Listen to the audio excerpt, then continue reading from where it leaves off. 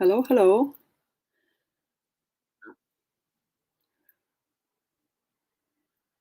Nice to meet you. We are already live, so hello. Hi, nice to meet you. We are going live, so I already see the chat. We'll be starting in 5 to 10 minutes. So if you could say hi in the chat, introduce yourself, would be great.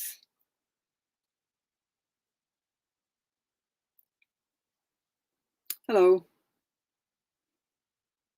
Nice to meet you. We'll be going live in 5 minutes.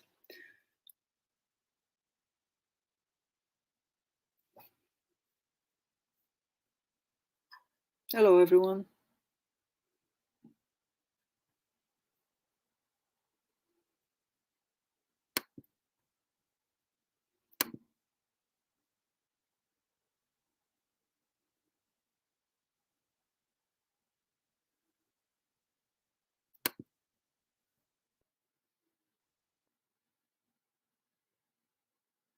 Hey, hey. Hello, Ronaldo. Hello, Igve. Nice to meet you. Where are you guys from? Hey, hello. In a PhD researcher in accounting. Okay. Hello, everyone. Hey, Esther. Nice to meet you. Hey, Shazia. Sorry if I mispronunciate your name. I just don't know how to do it correctly. Yeah. I only know Polish and English, so, and a bit of Dutch. Great to. Oh, you're from Nigeria. Okay. What is your background, guys? Brazil, living in Canada. Okay. Mumbai, India. All right. We'll have to wait a little bit for people to come. You could use this time if you have questions, just generic questions about careers. We still have a few minutes, so if you ask me anything, then I'll just take a question right now, question or two, before we start. Let's see. This is the first time I do StreamYard's streaming, so I'll have to, yeah, let's see how that goes. So I can see that there is a streaming through a few platforms at a time. And I'm supposed to get your questions. Okay, finished my PhD in electrical engineering. Okay. So from what I know, LinkedIn can delay questions a little bit, a few seconds. But if you have anything to ask, you can ask me now. We'll have a Q&A session in the end as well. Is it possible to have the slides? Yeah, well, I was planning to make a recording of this, and you can also access the recording. Maybe that would work. About the slides, I have to think about it, because yeah, I have to think about it, because this is the first time I do such a presentation, and I think about doing it from time to time. I will have to think if I should share slides or not. Yeah, let me think for a while.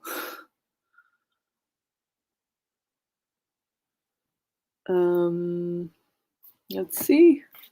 Yeah, we will have to wait five more minutes, just because many people will be late for sure.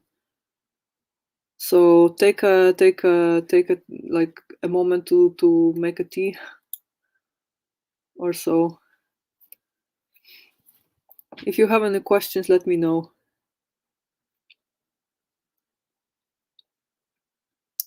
Yeah, it's we're supposed to. The recording is also okay. Okay.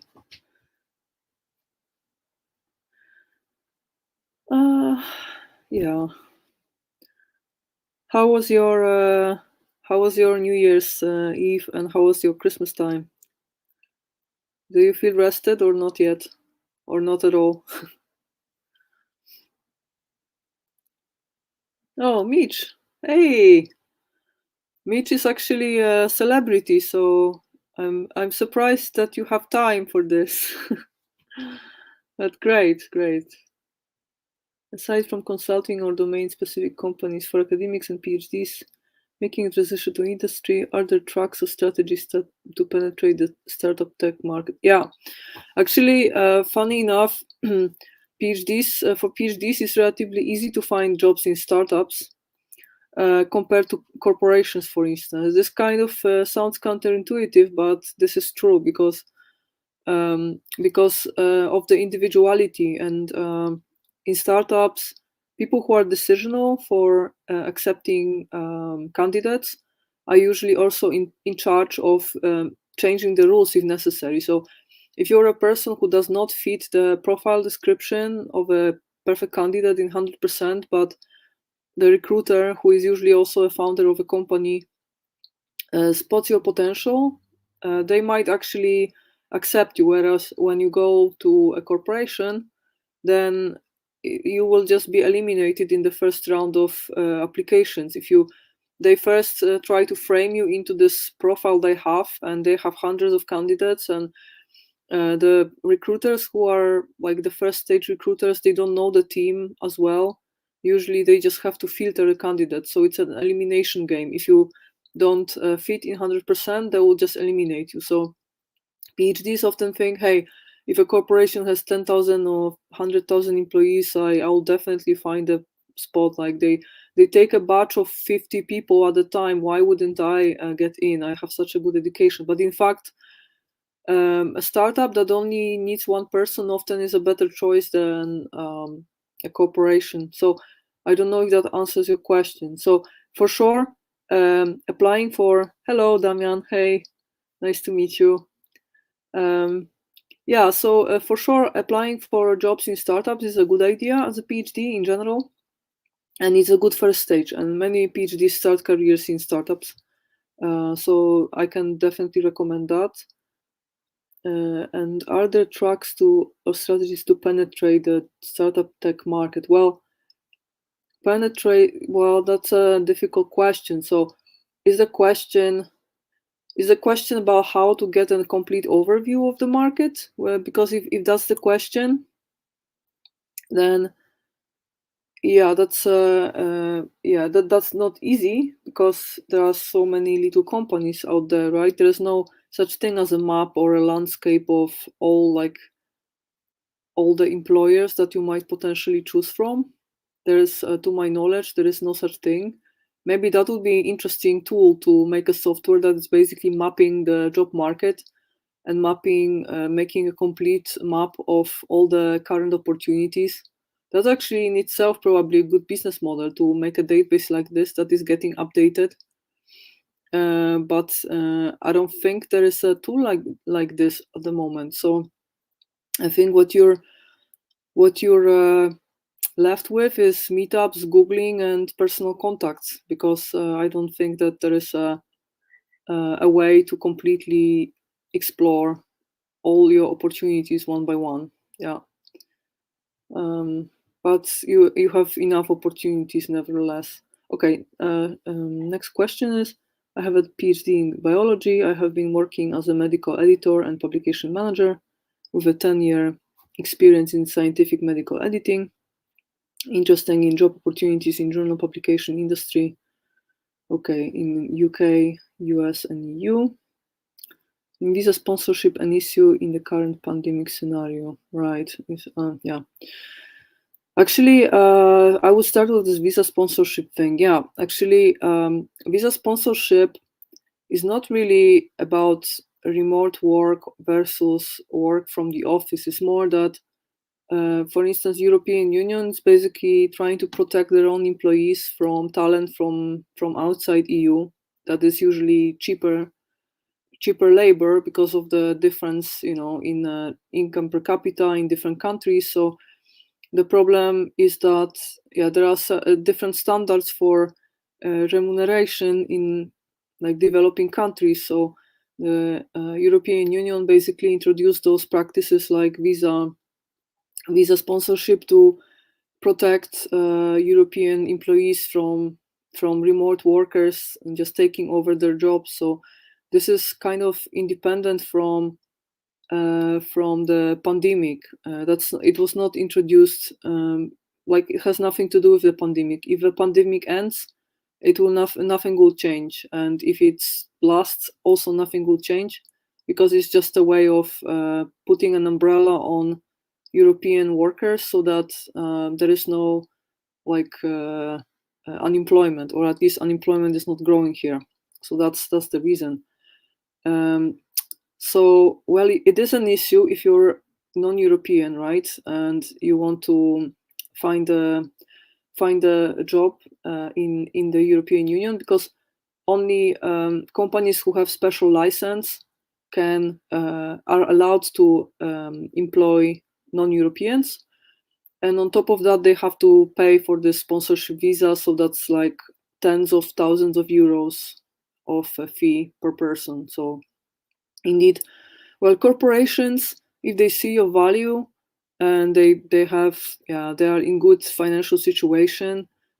Yeah, I know a lot of expats from outside EU who work here and no problem. But yeah, if this is like a startup that still counts money before spending it, then it might be a barrier. Yeah. And yes, I mean, like being an expat is always a sort of a barrier. Like I've been in the Netherlands for 10 years, but I still don't know fluent Dutch. And for me also, even though I have all the same rights as a professional in the job market, there's still a invisible barrier there. There's always some sort of a barrier. So if I were you, if you're interested in applying for jobs here, I would just choose for bigger companies that are relatively well off. Also, yeah, companies where like you might do a little bit of research. If there are non-EU people in large amounts, then probably they have no problem with this. Just so before applying, I would just ask around through LinkedIn, for instance. Ask politely, try to find some contact of a contact who works there or worked there, and then you will know, because otherwise you would waste a lot of time applying. If you I'm interested in job opportunities in journal publication. Hello. Hey Julia. Journal publication. Okay. Yeah, I mean, from academia to journal publishing is usually not as big of a leap, because you're like, academia is a publication game. So like this kind of career track is relatively close to academic publishing. And usually this type of career transition is relatively smooth compared to many others. Yeah, thank you for your question. And interested, okay. Yeah, so if you have a lot of experience, I think, currently also in Europe, there is this market where it's really hard to find a good employee. So I think now is a good time for you. If you would like to move, let's say, from outside EU to work, I think now is a good time, because it's really a type of a market where employers chase employees. So even though they have to pay on top of your salary to sponsor your visa, I think now is actually a good time, because they might just badly need you.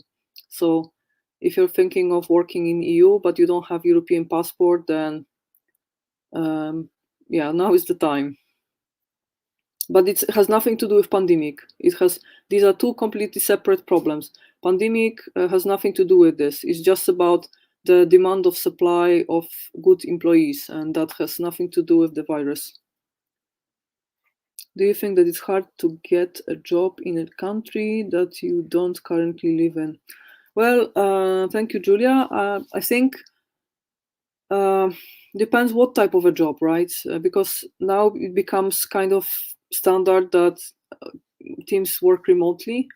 So I think it's easier than ever.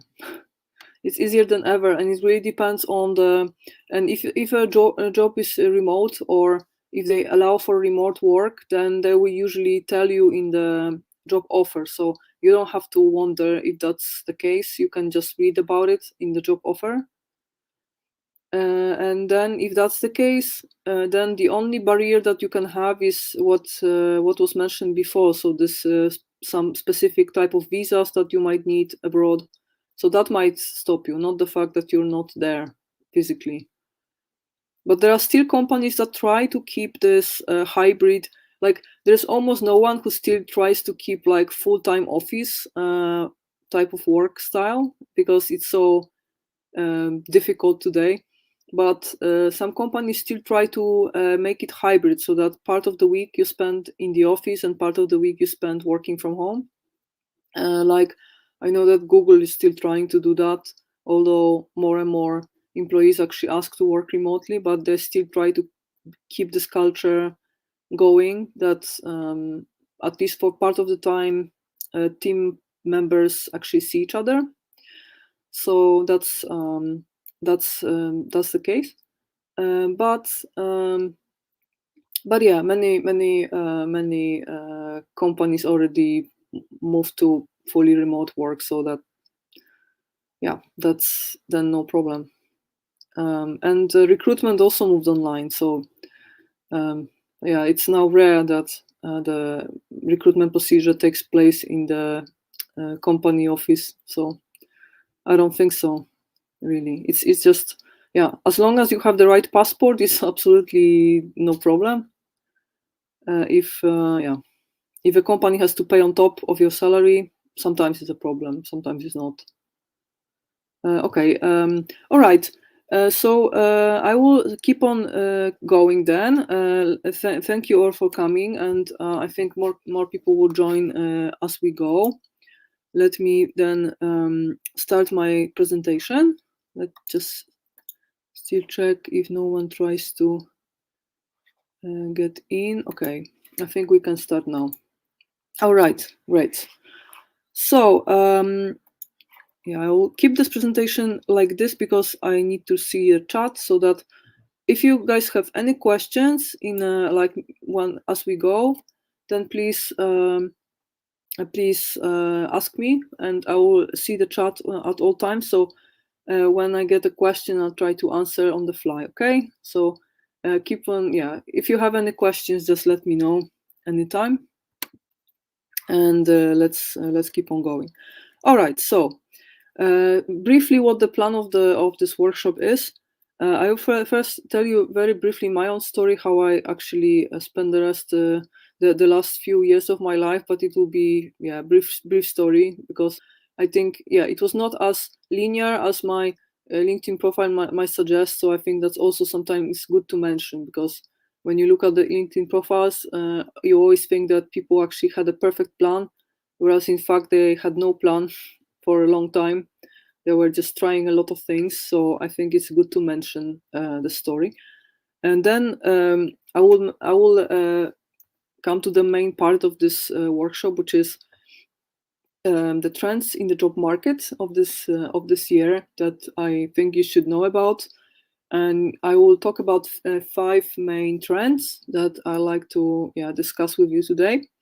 And of course, there are people here who are PhDs. There are also people here who are not, and you have different backgrounds. So I was aiming to create a presentation that is relatively like broad, so that you can all benefit from this.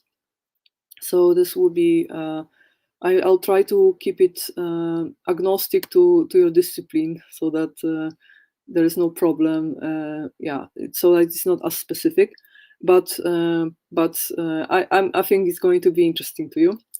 And then I will answer a few questions that were coming up to like the most often, because I also asked you in the subscription forms what your problems and questions are.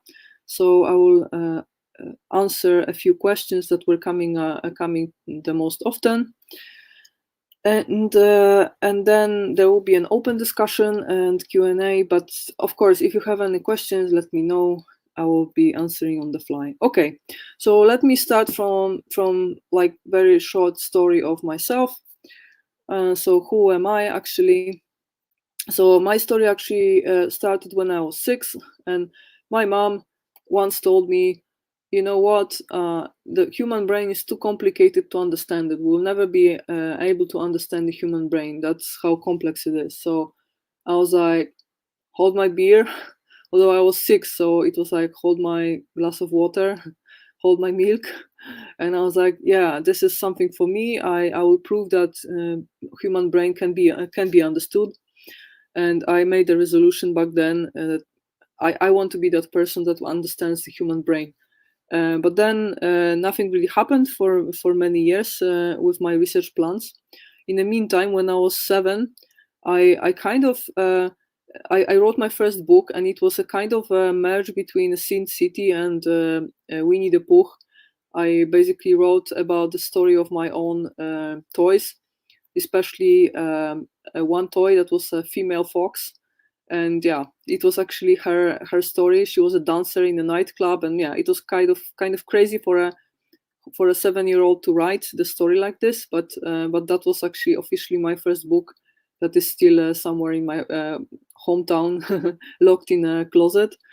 But yeah, that was actually the first book I ever wrote. And then yeah, I always dreamt about being an author, but I didn't really do much about this dream for a long time. And then I went to university when I was 18. I studied physics, mathematics, and psychology at the interfaculty studies in natural sciences in Warsaw. It was a lot of studying, I have to say, and I finished all 3 of them with a master's. Then I also did a little training in economy at the Warsaw School of Economics before I went to a PhD. At that point, I felt that business training was felt just too easy and too pleasant. I felt like this was too much fun, and it was not real effort to me to learn.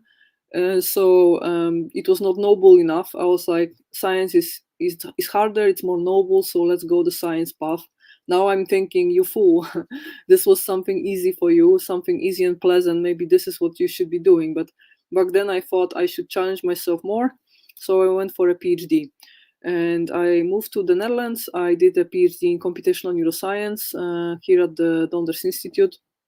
It was a long way to get a PhD. But eventually it happened.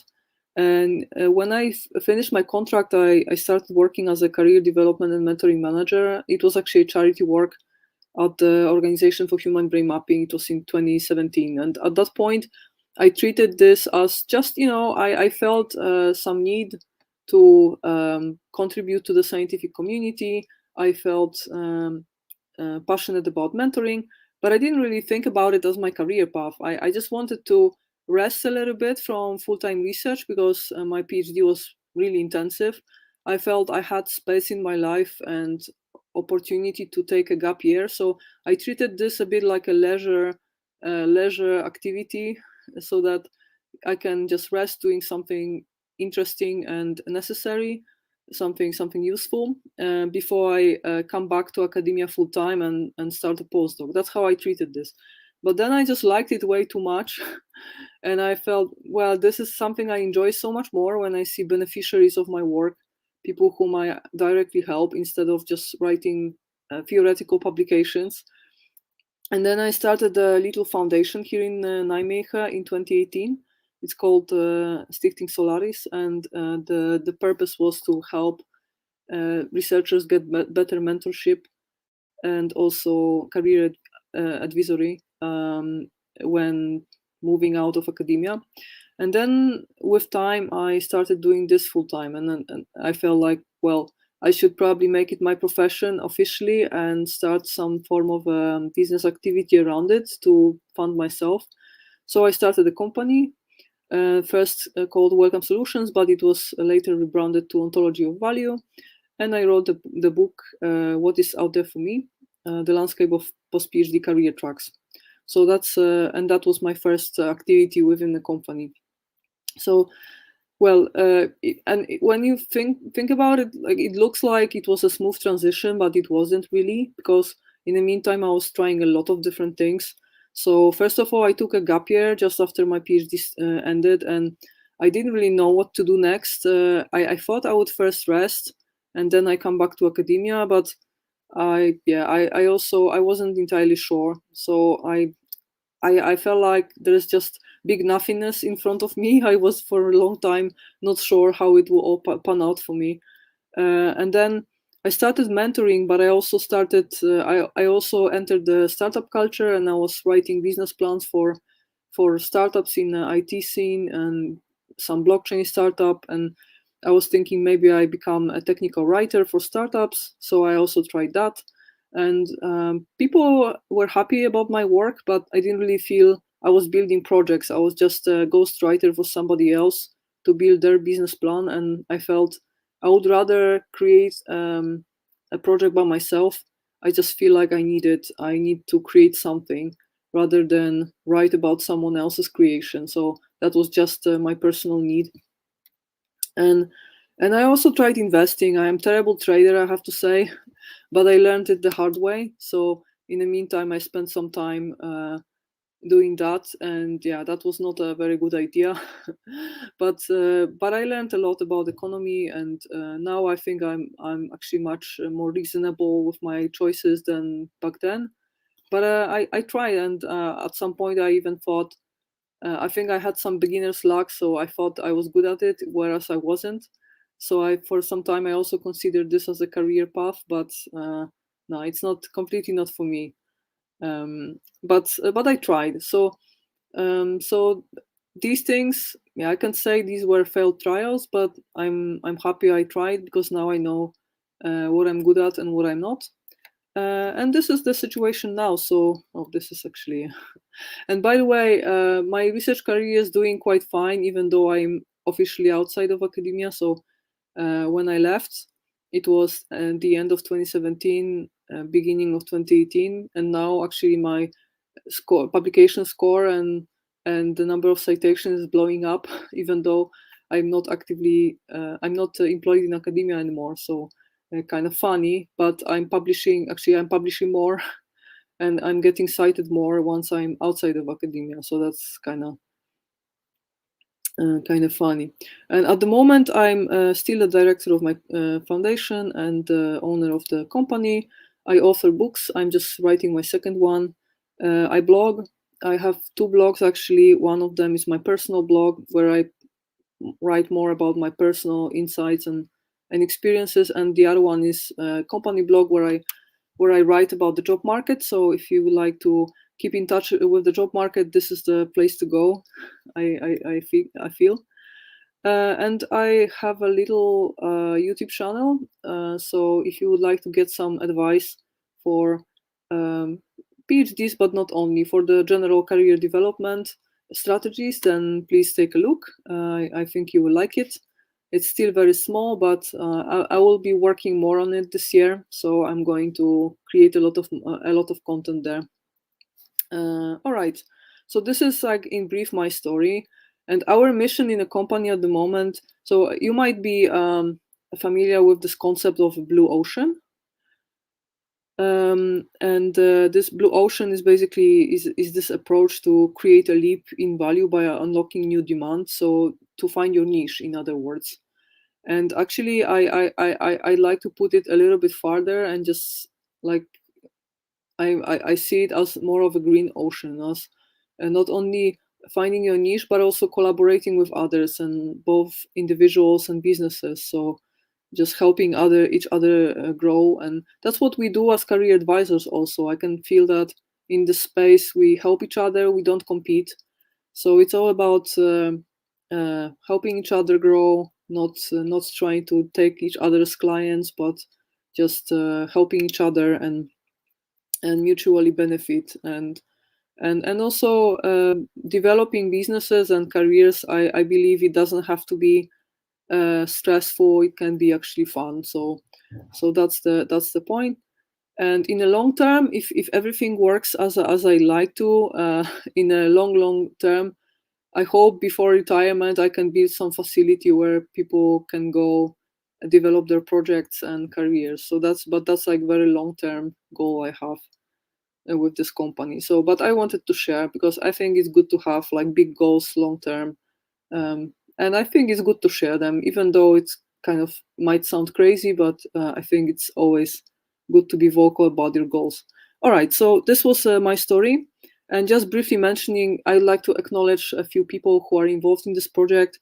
My dear, privately, my mom, but she's very experienced in aviation and motor automotive industry. For like 30 years, she was working in many companies in this field, and now she's a great advisor with in terms of engineering companies and this sort of industries and recruitment and written and non-written rules in those industries helps greatly with developing content as well. This is Samuel is a great developer who built Ontology of value test, all the backend, and he's still working on new features and solutions around it. So that's great. Actually, very good talent. I think he will get really far as a developer. It's very clever. And actually, Elżbieta is a friend of mine who is also a great sales strategist, and she's developing a sales strategy. And so we want to reach everyone who needs this test and the services that we develop. So that's a challenge, of course, in the complex world of today. But she's super smart and she's now working on it, very enthusiastic as well. So I just wanted to acknowledge them because I feel like this is always good to do, especially at the beginning of the presentation, not at the end when everyone is already tired. Okay, so but that was about me and enough about me because this event is about you. So please tell me about yourself in the chat. So I'd like to know more about what you do for a living. Also, what is your background, and also what are your New Year's resolutions for this year? So if you could type in the chat, I'd like to see a little bit of your plans. And meanwhile, there were some questions. So let me see. Monica is asking, what about later career academics? I'm 64, will have my PhD in summer and want to work structurally at the research intensive university. Okay. I work at the University of Applied University. Okay. All right. Yeah, I think so. The question is, may I expect to become an assistant professor? Yeah, actually, I know such cases that researchers becoming assistant professors after like reaching 50 years old. It's a matter of demand versus supply. So like with assistant professorship is always a little bit of like luck factor. Like there must be a position where like your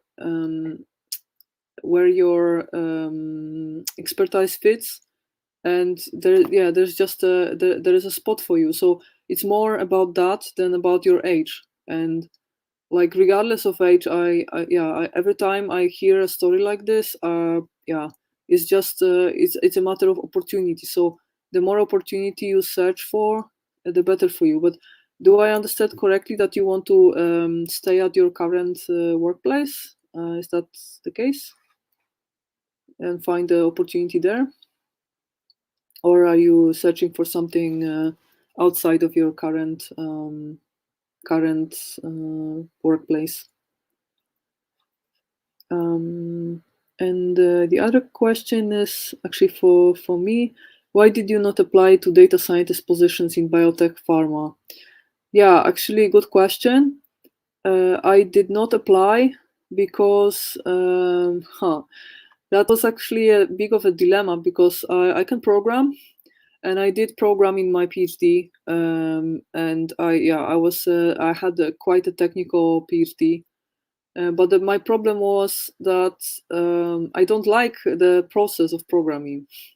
So I had a dilemma because I knew that if I take a data science job, I will find a well-paid position, but it's not necessarily something that I would be enjoying in like daily life. That's one of the hardest dilemmas you can have. And I had that dilemma. Do I want to go for a career as an author, which I will only work in a few years because it's a long journey, but something I love? Or would I rather take a well-paid position doing something that will just drain me? Because programming takes my energy, writing gives me energy, so that's a big difference. So I had a dilemma, I have to say. It was a hard one. Now I'm happy about my choices, but it was not always like this. Initially it was just pain because I could see how hard I have to work and how little I get out of it financially. So initially it was not really yeah, it was not that fulfilling, but now it's much better.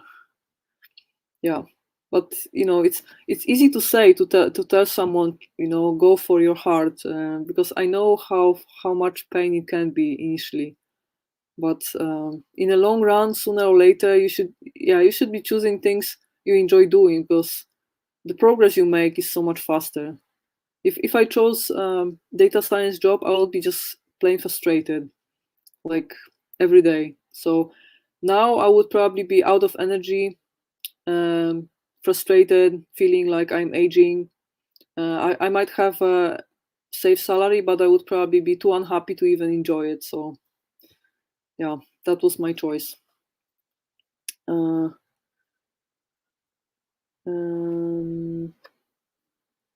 Monica is saying, actually, how can I do high level intellectual work?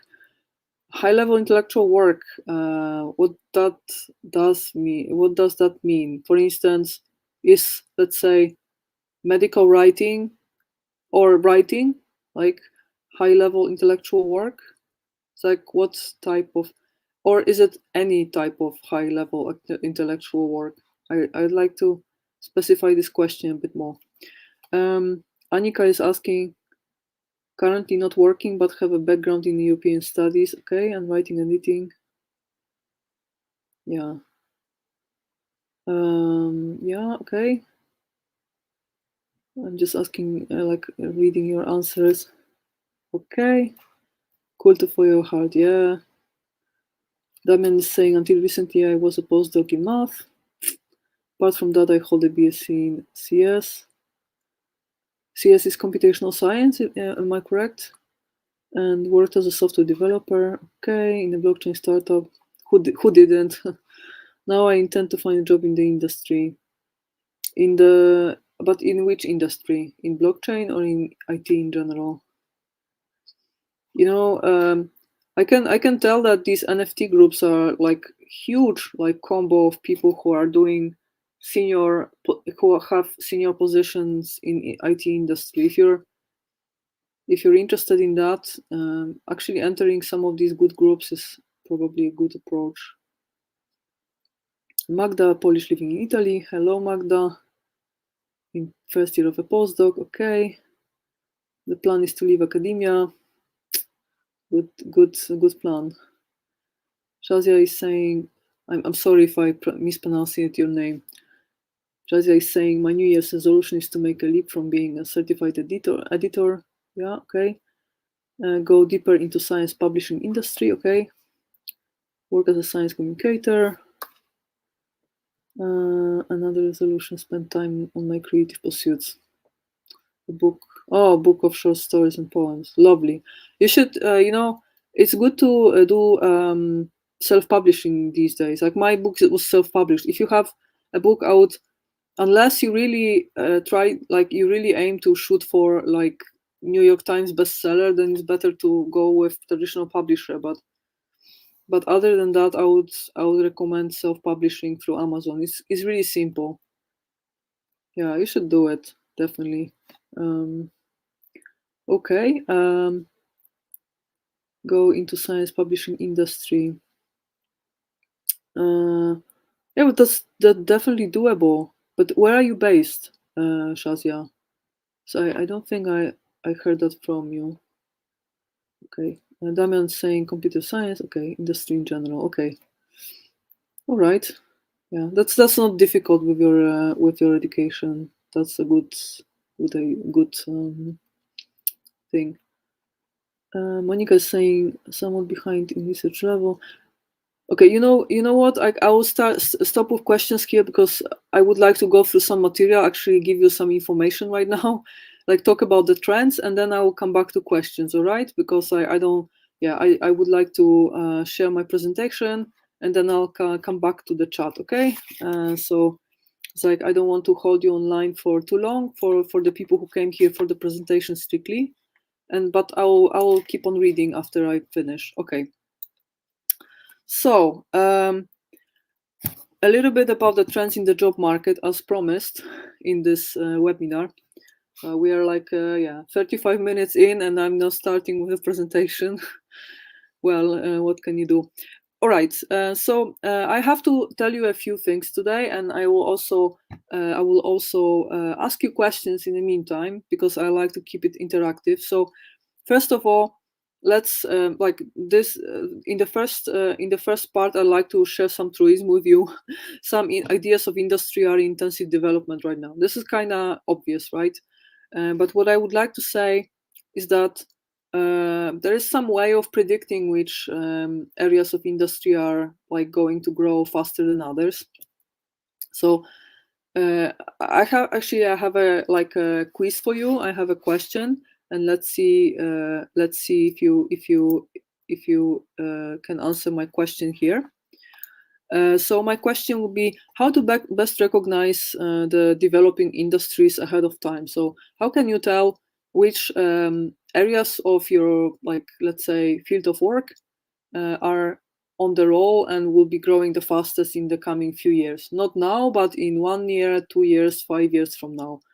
And I have to tell you, people often tell me, oh, look at the Google Trends. Whatever people are interested in, that's probably what is going to be the most popular discipline. But it usually works the other way around. So it's kind of the like flip in a causal link. So usually whatever becomes popular, people start Googling. So Google Trends pop every time something already became popular before. So there is a causal link, but it goes the other way around. So Google Trends, I can tell you, are not a good source of information. By the way, this this figure here is actually a Google trend for the keyword Donald Trump. So actually, in the January last year, he was the search term was very popular because of this whole story around the White House and what was happening there. But now it's quite calm for a year now. Anyways, okay. So question for you: what do you think is the best way to recognize the developing industries ahead of time? And actually, I'm asking you this because I like you to get some take-home messages from this webinar that are more like skills that you can use in the future to be more independent in the job market. So not just a piece of information, but skill that you can use in the future. So how can you easily scrap information from internet and make sure that you know in which directions is your field developing? Anyone has an idea? Like, I'm just waiting for ideas in the chat. If anyone has an idea, please type in the chat and let's see. Oh, I am apparently pronouncing Shazia's name correctly. That's good. Yeah. Anyone? Do you have an idea? It's actually a hard question. It's a hard question. Actually, I asked the same question to some quite senior people earlier today, and they also missed it. So it's a hard question. But I'll wait a few seconds. Maybe someone has an idea. Any idea is good. But let's see if you have something on your mind. No one? Okay, then I'll let you know what my version of the answer is. So my answer to the question would be advertisements in ResearchGate. That's an idea. Yes, advertisements in ResearchGate. But like, my answer to the question would be just follow the money. Look at the job portals. Yes, that's also a possibility. But I would look at the venture capital funding. So this is an information. If something is public, it's already late. Yes. I agree with that. So, well, so the point is, when you look at the venture capital funding and where it goes, this is where venture capital puts their money into early stage companies. So these companies will grow for the next few years because they get the most money. So that's why a little bit ahead of time, right? In which direction is the industry developing? So it's a bit of trick, yeah, because that the most money goes there to the development, right? Research and development. So in 1 to 5 years, these companies will be actually the market leaders. Some of them will die, some of them will become the next big thing. But in general, this is where the venture capitalists put their faith. So, and these people, like these companies, VCs, they have access to very good research. They also have consultants. They pull information from economists, from researchers. They have very good insights. There is a lot of money on stake, at stake. So if you know where they put their money, that's already like pulling information over many sources. And this is numbers. It's facts. You can find it online.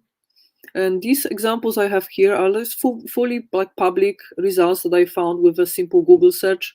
So, and this is like a general view at the field. You can see that this is the statistics for the last decade, but this is like a general overview of the market. It's without specification into specific like subsectors, but you can see that the software is obviously growing. Let's say biotech not as much, and there are certain sectors that are actually dropping in funding.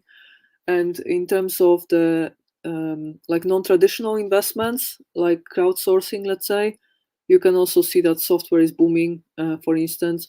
So, but this is just like a simple example with just split into major industries. But if you're interested in one industry specifically, like software, like IT, or biopharma, you could look into more specific details, more specific information. You could just Google that particular sector with split into subsectors and look more into detail what type of services, products, developments get the most funding, and then you will have very good indication on like where, in which direction this market is going. So this is a trick, but it's a good one. It's also good because it's objective numbers.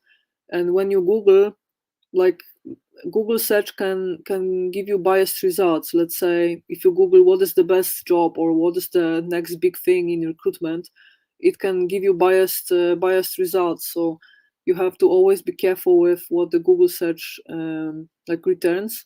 But when you look at the VC funding, it's like objective numbers that are like hard data. So that you cannot really cheat on. So that's why it's a good. Can you please share this link? You know what? I can try, but I don't know if I'll manage right now. I was not prepared for it. You know what? Just if you Google PitchBook and VC funding for 2021, it should give you this report. It was very easy to find. It was like first record from the like top of the Google search. So just type PitchBook and VC funding, and that's it, and you'll find it. Okay, the trend number two. Oh yeah, Monica is saying also, and then also that industry is research wanting. Yeah, that's also. I mean, whoever is investing the most in R&D will actually grow. So if the amount of research in certain area is growing, then oh yeah, good. Shazia is just okay. Sharing. Okay, cool. Yeah, so if research is going into certain field, of course, it's going to grow with time. That's also true. Okay, the next trend I'd like to tell you about is this U function between the level of specialization and the market demand. So what I want to say by that is that, well, there's this. So traditionally, it was like a flat function. So very simple, like physical jobs such as construction worker, as well as like moderately difficult office jobs, or rather like low difficulty office jobs, as well as specialistic, highly specialized jobs were more or less the same, like in the same demand. But now, since we are in era of AI and machine learning and Web3 design, these developments make many professions obsolete, and these are usually professions that are in the middle of the spectrum. So these are these like simple office jobs, like an accountant, or like a mediator of some kind, like assistant. Like those are taken over by software very often, and companies try to reduce costs spent on human labor by subscribing to automated services like HubSpot, like accounting software online, and they just try to reduce the headcount and reduce those positions on behalf of software. So, and unfortunately, many of these positions in the middle of the spectrum are traditionally more like female occupied professions than male occupied professions. So you have to, like, the message is, you have to think for yourself, am I on the left side of the spectrum, or am I on the right side of the spectrum? Because you cannot stay in the middle, right? So am I interested in these very simple jobs, or am I interested in the specialized jobs? So I guess since you're in this webinar, you're definitely interested in the right side of the spectrum. So in becoming a specialist, like highly specialized professional. And that's why, like, as a take-home message, you have to also pitch yourself as an expert. You have to show proficiency in your field, and make sure that that's how you're perceived. You're perceived as a highly specialized professional with very specific set of skills, and not someone who can be replaced by a machine anytime soon. And one advice I have, when you present yourself on LinkedIn, for instance, make sure that you write some essays, write some opinionated pieces. It's not about, what I mean by that is not writing something that is critical or anything like it, but more something that is like high level opinion about the topic, or high level insight into a certain subject, like your own opinion. So something that AI cannot even cannot do too easily. So just show that you have some level of understanding that shows your proficiency in the field. And actually, funny enough, like I recently discovered this tool. It's called Copymatic, and this tool is quite funny. It's an artificial intelligence that generates text. You can try it actually online, and you can type any topic, and it will generate you a text that kind of resembles human text, and it's quite scary. I was like, when I first saw this tool, I was like, oh, this is going to put me out of business, because now AI can generate so much text, like I'm not even necessary anymore. But then it came to me, yeah, but this is just information. I started reading this text. It was correct, grammatically correct, but it was just information. It was like reading a Wikipedia passage. And I was like, okay, this tool still cannot analyze a problem and come up with its honest opinions the way I do. So this is my real value. It's not about producing a ton of text.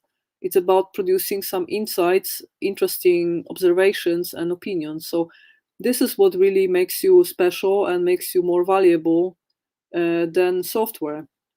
So make sure that you communicate this, for instance, by pinning some article or some post on LinkedIn that shows that you actually have an opinion. And I take it seriously, because employers look into this today. So we will be talking about it later in this webinar. But this is a take-home message. You have to make sure that they perceive you as an expert, and that's the way to go. Just formulate opinions, write essays, and be proud of them. Just pin them so that everyone can see and everyone can read what you wrote. Next trend is that today, as a professional, you should say clearly what you stand for. It's good to say what your personal passion or mission is. And for instance, I help, and then some group of people with something, or I value and then some quality, or I'm passionate about something in particular, right? Some topic or some activity. Even if you don't feel like at the moment you have personal mission, because for instance you are in a process of finding new career and you don't really feel you found a new purpose just yet, just say something about your passions, about that makes you look to the people outside who are looking at your presence online without knowing you, that you're like not just a salary collector. You're actually passionate about what you're doing in daily life, whatever that is. So you put some emotions into your work, you have some association with your work, and it's something important for you. So it's something more than just paying, like getting paid for time. So motivation crisis is the biggest problem of the job market right now. So employers really want to see someone who is engaged and full of energy and willing to contribute. So make sure that somewhere online on your personal website or LinkedIn or anywhere else where you're active, people can feel that you're passionate. Even if you're feeling lost at the moment, there's definitely something you're passionate about. So just mention that. And one thing that is often overlooked by people, for instance, on LinkedIn, is the banner. So you have this banner space that it's like your free advertisement, and you can easily plug there information about what you're into, what you're passionate about. And people often just forget to do it. Like they often have an empty banner, or they have a banner that doesn't say anything or doesn't show anything meaningful, like very random photo, for instance. So who here has something, like something meaningful, like a sentence or a meaningful photography on their banner on LinkedIn? Tell me. I like to know who here has a who here has something that took care to create a banner that represents something important for them, and who still has their banner like free and empty. Just honestly, who didn't do the homework and didn't put anything on their banner? Or maybe you could share your LinkedIn profile if you have interesting banner, something interesting that you put there, something you're proud of. You could also share your LinkedIn profile here, so that we can see what you've put in your banner, or if it's something funny, for instance. If anyone wants to share, let me know. I know that LinkedIn has a little bit of a delay with streaming, so it might be that I get your answers in like a minute or so. So yeah, we could look into that later, but I'm curious if anyone of you has something interesting in their LinkedIn profile, then let me know. Okay, someone says, I have a favorite. Sorry, I don't see your name here in the chat somehow, but favorite photo of New York City from a photo walk there a few years back. Well, that's super nice. But that sounds like okay. But is New York City important for you? Do you think it represents you in some way? Maybe you could, like, if it's a nice photo, it's great. By the way, Manhattan was also on the photo of this webinar, so on the promo of this webinar. So New York City is great. You could maybe ask, like, add a line saying something meaningful for you. That's on the like front of the banner. That would be nice. Okay, Damian gives. Okay, Shazia is saying I didn't utilize the banner space yet. Okay, Monica says I never thought about the banner. Well, it's your free advertisement space, so just do it. Profile and affiliations. Well, you could say something on your banner. Okay, Damian. Okay, let me check. I'm now curious how Damian's profile looks. Let's see. By the way, if we are not connected yet, please invite me to connections, guys. I'm always happy to do that. Let's see what Damian's profile is. Oh, it's about mathematics. Well, that's nice. Well, that shows who you are. That's great. I mean, as a professional, of course. Okay, cool. All right. But I think you see the point. It's always good to. This is like your free poster. You know, it's everyone who visits your profile. This is the first thing they see, and so many people keep it empty. So please make sure you make good use of this advertisement space. All right. Next trend that is very important today is that there are two processes going on at the same time. One is that we become more and more individualistic as employees, so we have to kind of show ourselves, show what we stand for, show what we can do, what our skills are, what our professional experience is, but at the same time, and create our personal brand, of course. But at the same time, it's really important what kind of tribes in the job market and what kind of communities we are a member of. So this is the strength of our network. So these are actually two things.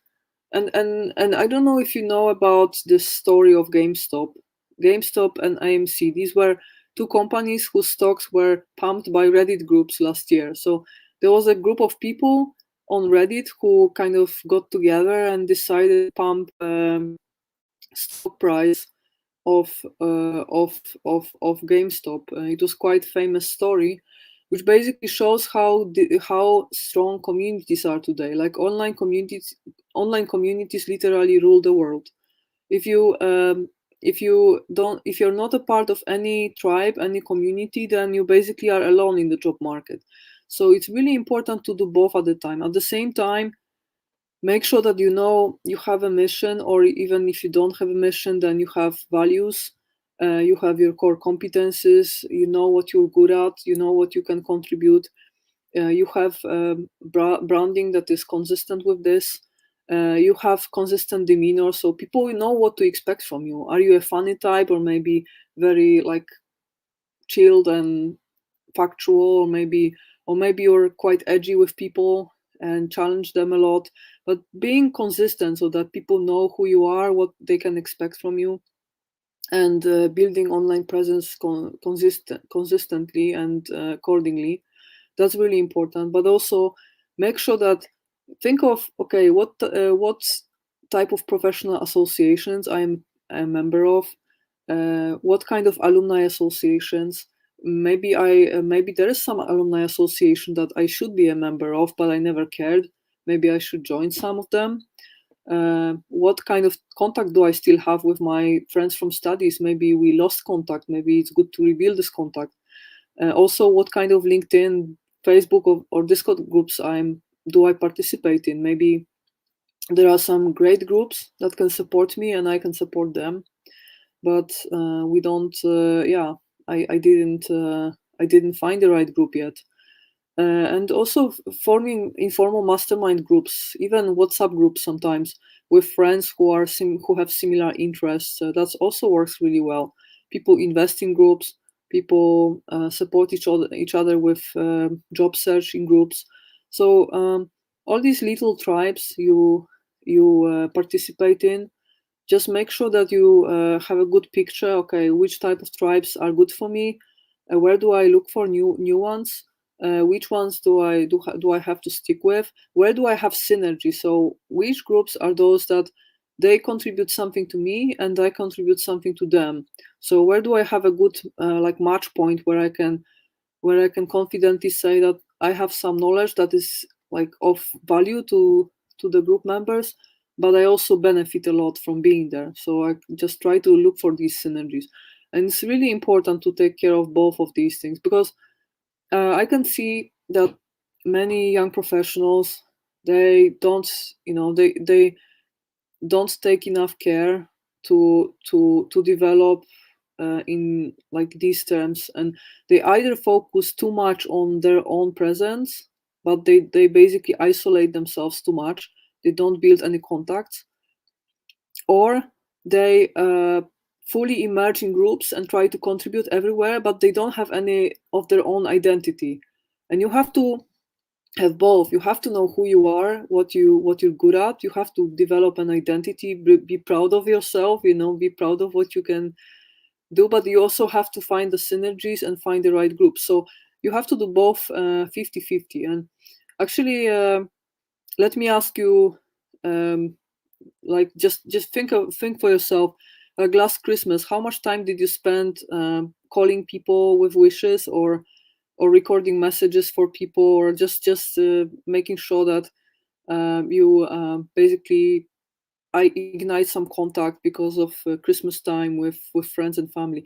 So like also I noticed that it's such a rare case today that people even call each other with wishes. Like I spent maybe 12 hours over Christmas just calling people, just because I knew that nobody else does. And I got a few paid gigs because of this. I got a few invitations to paid talks just because I was calling people with wishes. So I got a lot of professional opportunities without any intention to get any. I was just keeping my contacts alive. And this is just an example for me that people don't care enough about the strength of their community.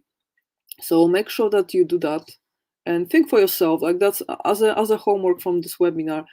What is the list of the associations and like tribes online that I am a part of? Maybe there's something I overlooked. Maybe there is some group either on Facebook or LinkedIn or Discord or something I can easily enter, that's where I can meet a lot of interesting people who are like me or share the same issues or the same interests. What else can I do for myself to develop in this direction? So that's a homework. Just think for yourself. Try to enter at least one online tribe that you have never entered before. So that's a to-do thing after this webinar. All right, and LinkedIn is naturally a good place to reach both of these goals, because it's both a place where you can build a professional identity, and at the same time it's a place where you can find your tribes. So obviously it's a good choice. And I have a question for you to think about the reasons why is LinkedIn so crucial for your career opportunities today. So why do you think it's a good idea to take care of your LinkedIn profile? Can you let me know in the comments some ideas, please? Like there are at least 3 different reasons, and I know everyone is on LinkedIn, so the amount of people is one thing, but I have actually 3 other reasons for you why, as a job seeker and as an employee looking for potential opportunities, why is it a good idea to take care of your LinkedIn profile? Anyone? Maybe? Any ideas? I'll just wait a few seconds. Maybe someone has a good guess. There are many reasons, but I listed 3 of them.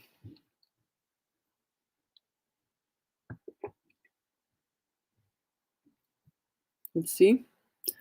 Julia is saying recruiters and headhunters look for talents on LinkedIn. Yes, definitely. Yeah, today, especially those who make use of Sales Navigator, that's like a tool for companies on LinkedIn. With Sales Navigator, you can pretty much like screen the whole LinkedIn, looking for all kinds of skills and talents, and you can get emails from pretty much anyone on LinkedIn. So it's really powerful. Shazia is saying for networking and to stay updated of news in the industry of your choice. Yes, definitely. Yes. Yeah, actually, it's much more rich in content and news in the industry than Facebook and other social media. Absolutely. Julia is saying to tap into the hidden job market. Yes. So what you mean is those positions that are never announced in public, right?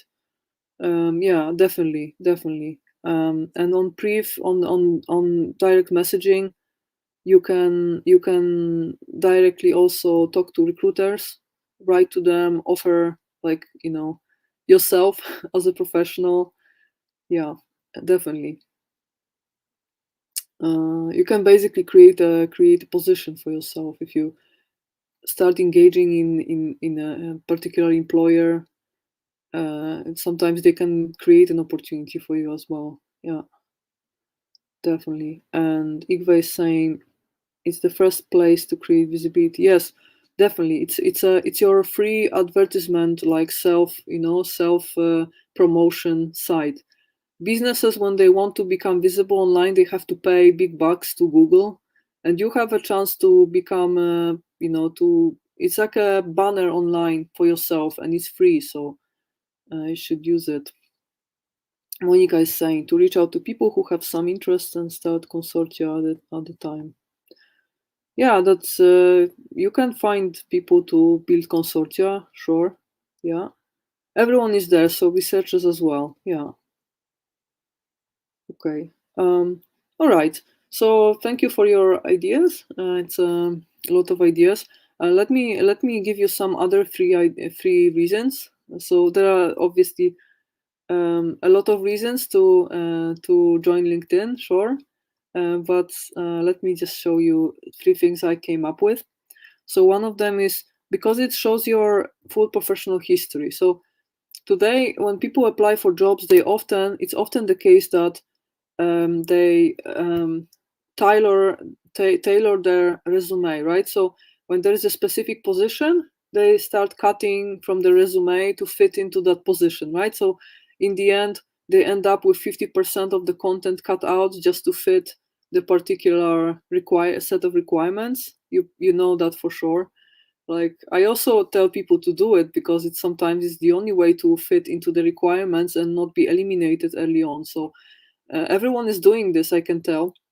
But sometimes the recruiter or the employer wants to see the full picture. They don't want to tailor-made applications. They want to see how you appear in public, because this is your full professional history. You only have one public profile, so you cannot really tailor it for any particular job position. So they see the truth. They see your true colors. You cannot really um, mess with that one.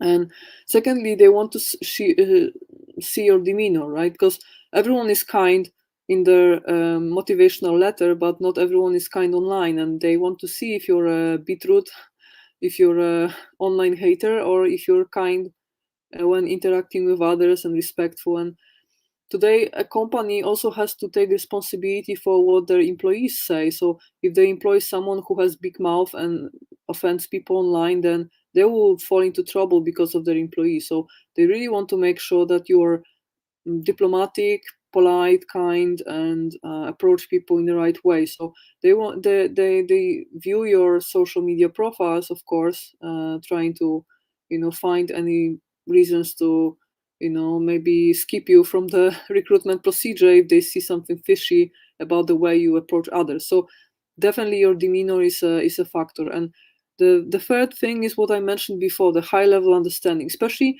if you're going for more senior positions, they want to see that you're something more than just an employee who is just turning turning cash into labor. They want to see that you have, if you're going forward in your career, that you have something more to say, some deeper insights, that you have some opinions, and that you are a bit of a visionary, and that you're trying to predicting also what happens next in the field. So definitely um, pinning some posts or like articles on LinkedIn that stand for what your opinions are. Just say something creative from your end. This is a very good idea, because the employers will definitely value that. Mm, and let's see, one more. We still have some comments. How to get known with more hidden work. So improving practices that cost energy is important. So that improving practices that cost energy is important. I'm not sure if I understand the question. Could you maybe how to get known with more hidden work? I'm not sure if I understand the question. Could you state the question one more time, please? Maybe.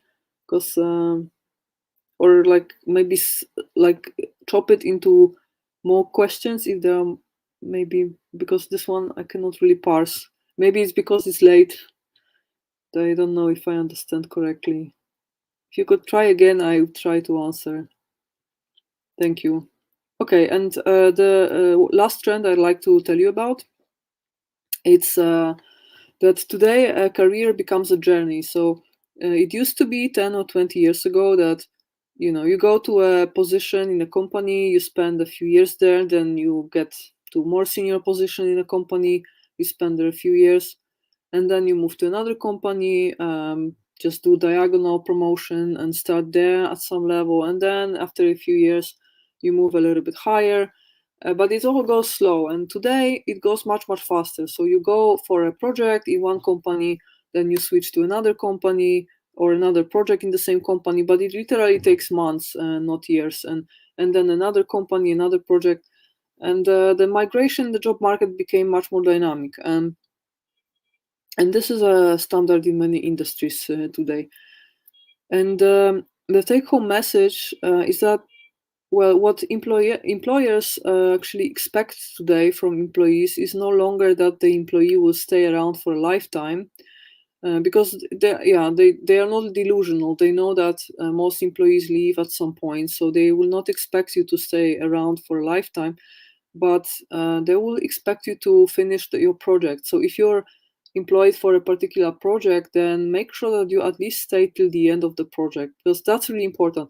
Because like many people actually make this mistake, they choose to flip jobs as soon as any opportunity arrives, some good opportunity, and they don't think about finishing projects. But in fact, what you should be, and when they introduce their career story, they talk about the positions they had. They were like, oh, I had this position of a junior project manager in this company, and then senior project manager in this company, and then another company, and then they talk about the position. But what the employers really want to know is what projects you accomplished, and if you brought projects to the end, what is your role in the project, what was the outcome, and it's projects that they look at, and not positions. Your position titles don't really say anything to them. So the conclusion is you have to communicate your completed projects, and also when you compose your LinkedIn profile, make sure that you talk about your role in the projects, and also maybe the scope of the project. So whenever you talk about your positions or your publications, just make sure to include this information. What did you actually did, and what was the actual outcome of the project? This is really important. It's much more important to have that information than just the number of projects and just titles and the position titles, which is often also the case that people sometimes spend many years with one employer, and then they are frustrated and they feel that they are not competitive enough in the open job market. But in fact they are, because the fact that they stayed for 10-15 years with one employer is not a problem, as long as they have completed successful projects that they can list in their CV. Then not a problem that they had just one employer if they had 20 successful projects within that time. So they basically put high pressure on themselves to flip jobs, but in fact it's projects that speak for them, not jobs. All right. And I cannot really I mean, I could keep on talking for a week about how to build a career in the job market of today, but it's just impossible to teach you all the skills that you need to make a successful career transition in just one webinar. But I like to mention in this case, before I proceed later to the questions, that I like to mention that we actually have a career transition program that is really efficient with helping people with a career transition. And basically it's based on our own model, in which basically to make a successful career transition, you have to develop what I call the professional ID. It's basically 3 pillars of your professional identity. One of them is the way you build value for other people naturally. The other one is which tribes in the job market or which working environment you naturally fit best, given your mentality and your values. And the third one is your core competences. So what are your actual strengths and experience? So given these three pillars, you kind of can make best choices and best informed decisions about where you should go next. And this program basically is very intensive program. The first 2 weeks is basically learning about opportunities in the job market, learning about the tribes, learning about how these different working environments work, and figuring out what your professional ID is. So working on your self-discovery to make sure that you know perfectly well what you can do and where you fit best in the job market.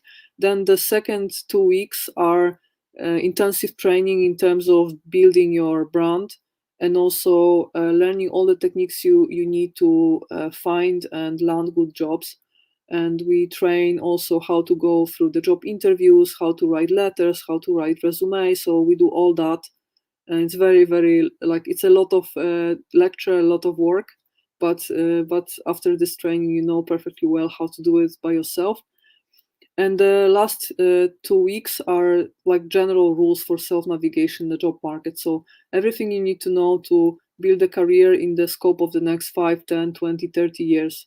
So we're just teaching you generic skills that will carry you for many years to come and will be useful for a lifetime.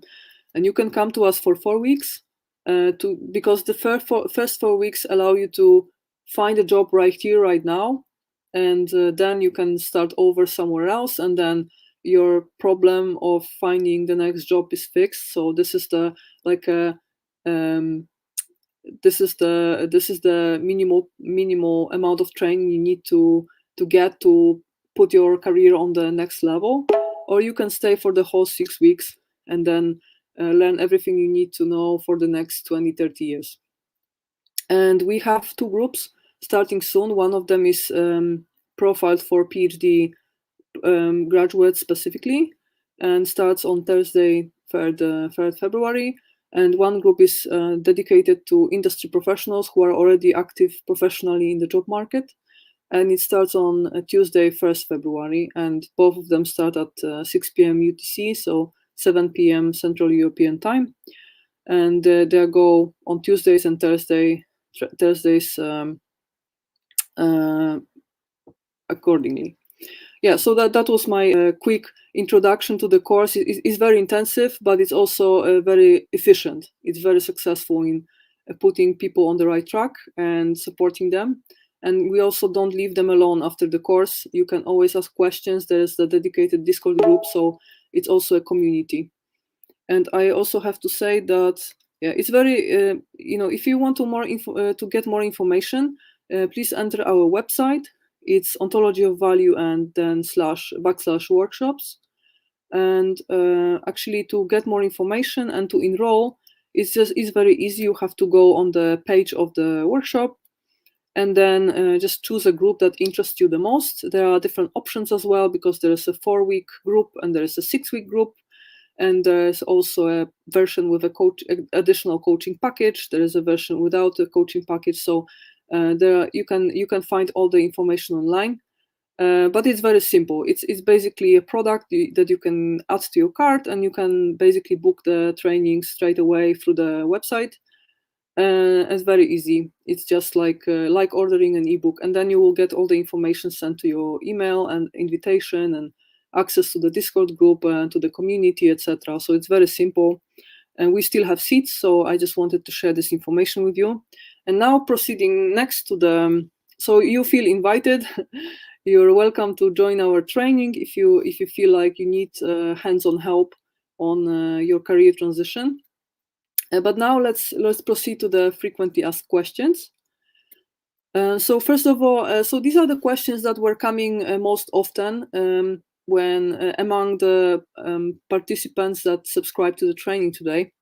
One of them was, are there any jobs out of science field where having a PhD is a valuable thing? Well, yes, there are, of course, many professions and jobs outside of science where PhD is a valuable thing. And just let me give you a few examples.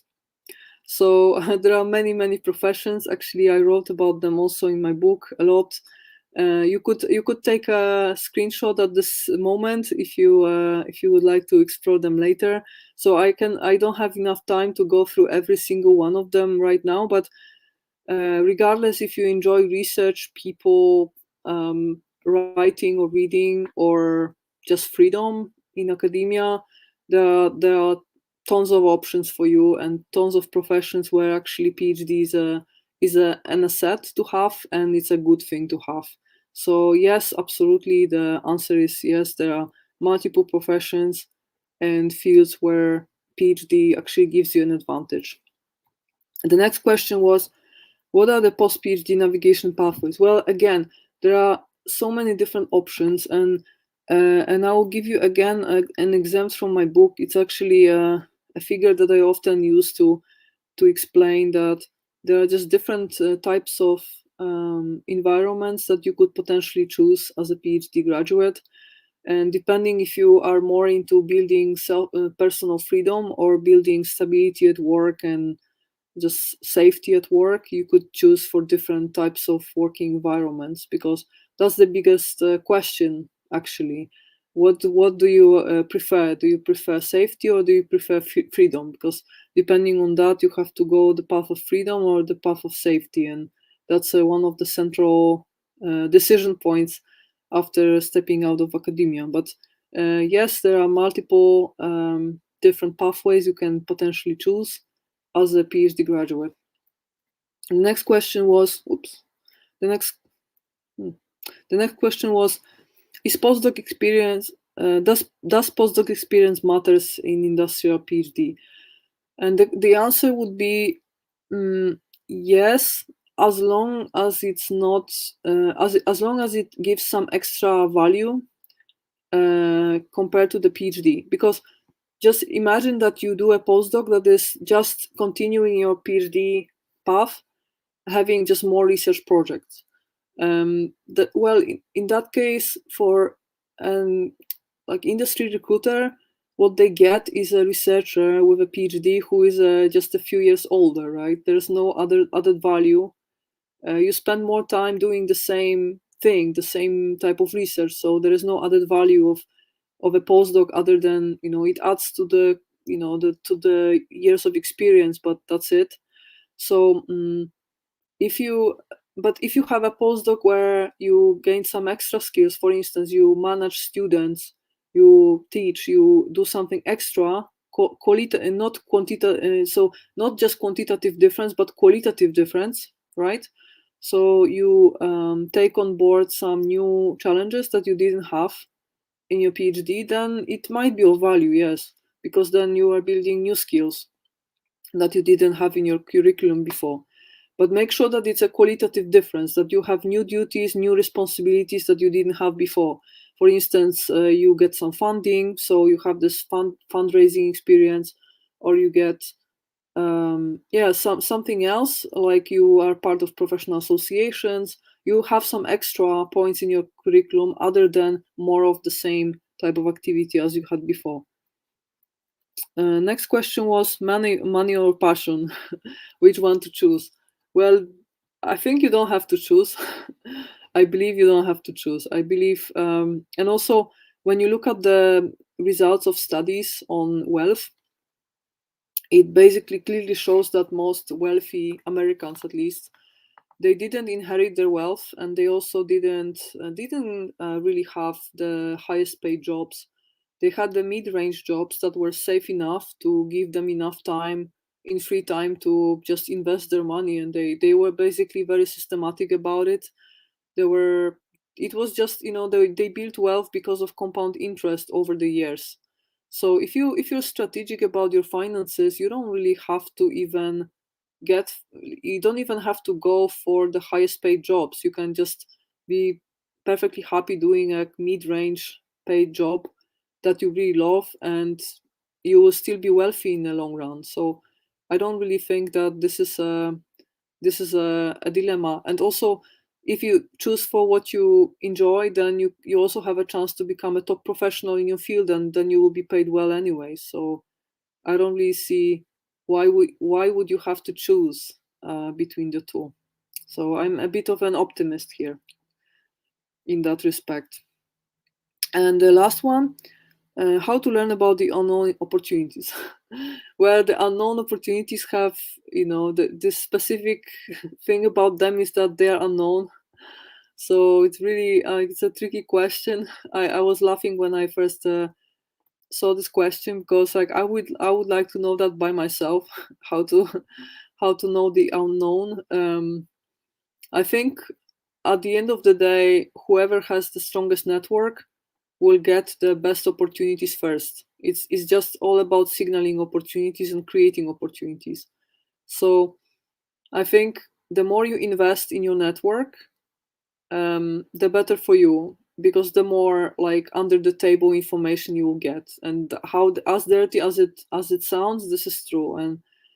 Um, and the fact that people are so passive these days with just connecting and reaching out to people and calling others with wishes, with just check-up call, and just how are you doing, how have you been. The fact that people are that tend to be so passive about this, it's your opportunity as well. Like, this is what I treat by opportunity. So I'm like, okay, I have to be this person who does this because nobody else does, and then I get a lot of opportunities out of this. And then I would recommend you to do the same. I would recommend you to, again, as a homework from this workshop, call someone this week, that some friend that you haven't talked to for a long time, and just ask them how they have been, and let's see what happens. Maybe nothing, but if you do it often, then sooner or later, it's a karma thing. Karma comes back. So if you're kind to people and think about them when nobody else does, then they will think about you too. So you create yourself a safety net this way. And this is the best way to know about unknown opportunities, after all. And that's my belief. And it doesn't work in short term, it works in long term. So if you invest in your friendships, in your connections, in your like circles, and you deliver and value to them, they will start delivering value to you with some delay. So it's a long-term game. So it's like, if you continue putting effort into this, it will start paying dividends in some time. So this is the best answer I can give here, because other than that, how can you know about unknown opportunities? That's the beauty of unknown opportunities, that they're unknown. All right, so this is what I had prepared in terms of slides, but I'm open to discussion and I'm open to questions. So if you have any questions, please put them in the chat. I will be just taking them one by one. So please let me know what your questions are. And meanwhile, I'm just reading what was said before.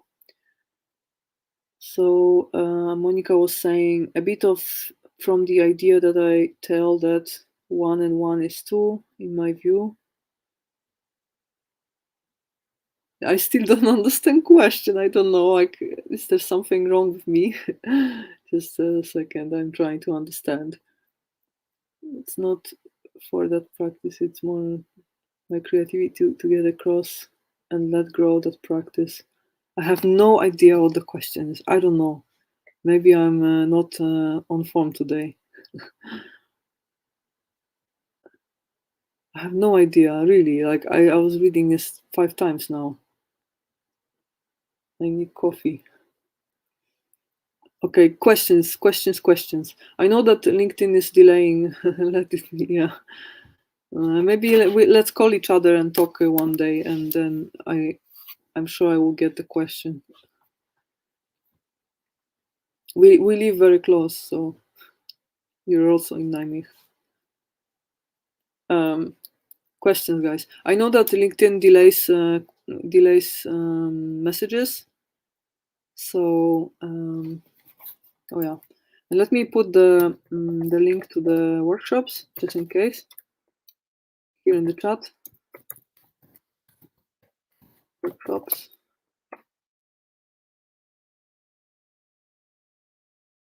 Julia is saying, don't you also need to try a job or career at some point to know if it's right?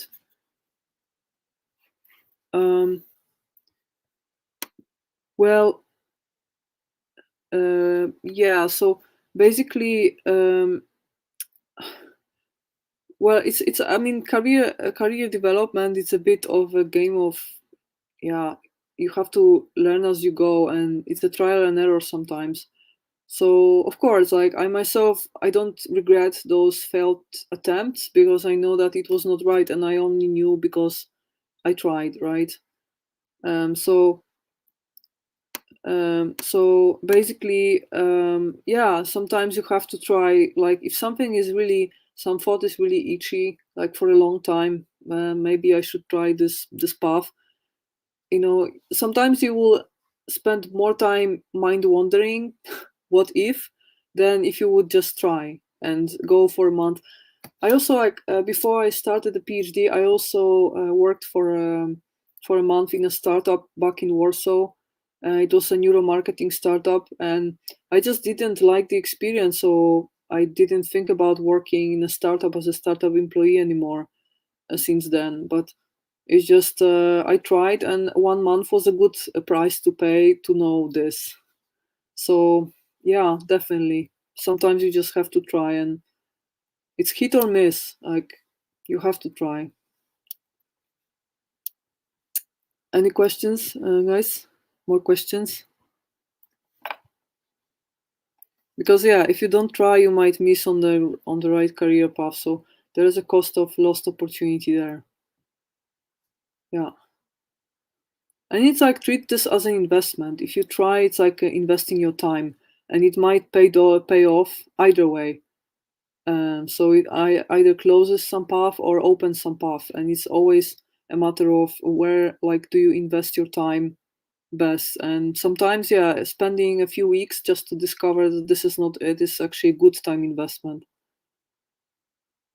Any more questions? Because if you have any questions for me, you can always find me on LinkedIn, and please connect with me.